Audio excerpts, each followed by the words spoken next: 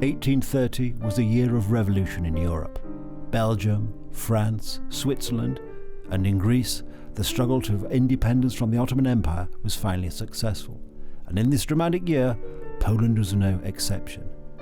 In this programme, we look at the November 1830 revolution, which gave the Poles 9 months of freedom, of independence, the only 9 months they had between the third partition of Poland in 1795 and the re-emergence of the Polish state after the First World War in 1918. Join us on Poland Daily History for this dramatic story.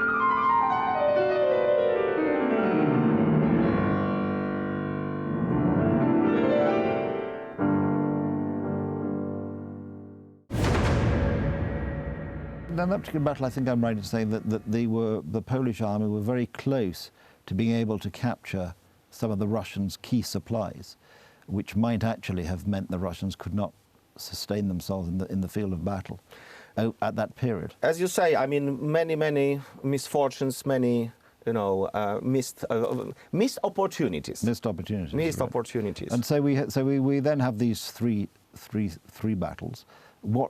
What happened next? How do we get to there, to when the uprising, militarily at least, finally collapses? Now we have to mention the decisive battle. In fact, it's a bit risky. This thesis is a bit risky, but not too much. That was the Battle of Ostrołęka in May. Yes. Because the Russian plan was to take Warsaw, but not from the east, because once they that it was a misfortune for them, but from the west. It's easier.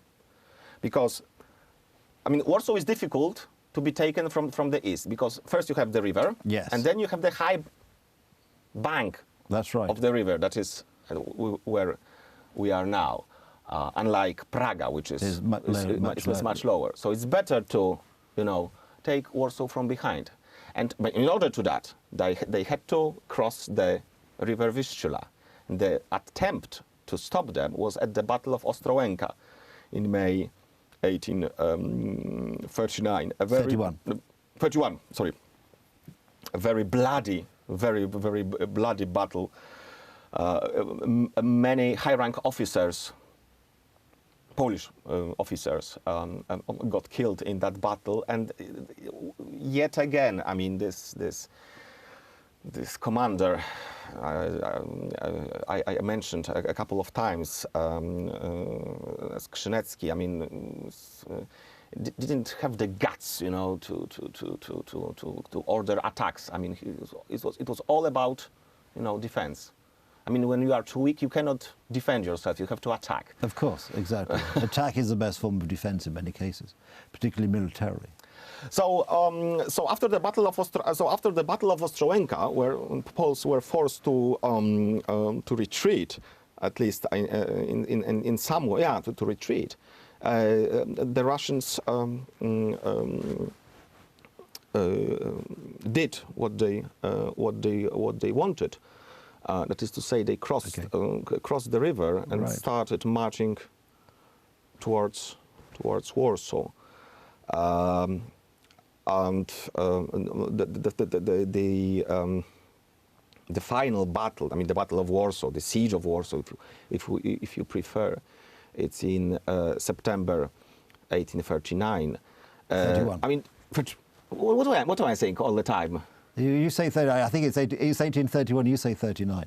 39. Because it's because it's I was I was for some time I was working for the Warsaw Uprising Museum, and I was talking about the outbreak of the Second World War. A different 39. Yes. Anyway, in case anybody's worried, we are still in 1830. September 1831. We're about to reach the. But correct me if I. Of course. Yes, well, I would hesitate to correct such an eminent historian.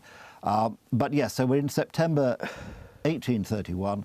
We're about to have what you have said will be the sort of final and the most significant military end to the uprising. I mean, it's not the end of the uprising, but in fact, I mean, when the Warsaw is taken, I mean, it's already decided.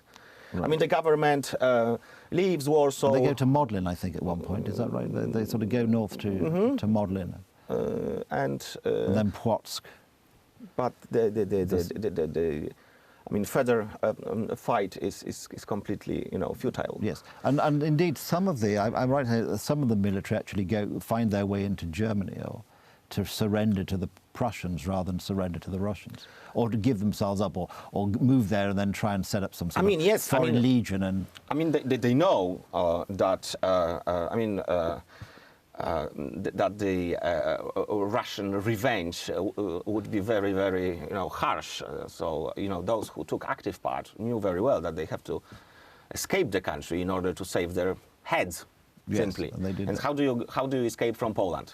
No, either through Prussia or through Austria. It's not that easy that you just set sail and go wherever you want.